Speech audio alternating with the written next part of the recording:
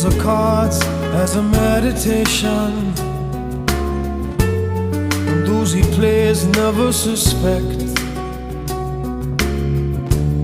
He doesn't play for the money he wins, he doesn't play for respect.